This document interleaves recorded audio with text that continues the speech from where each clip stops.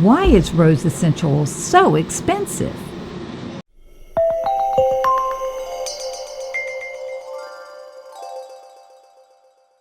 Did you know that it takes 60,000 rose blossoms to produce 1 ounce of rose oil?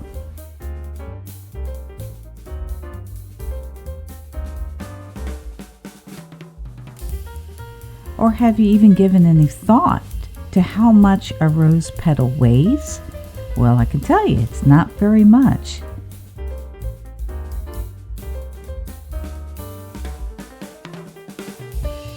That's why it takes 2,300 pounds of rose petals to make a single pound of essential oil.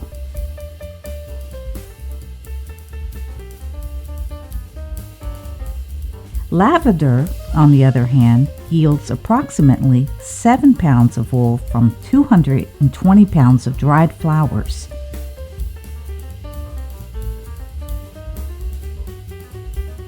They also have to be picked by hand early in the morning before the sun rises and heats up, evaporating the essential oil within its petals.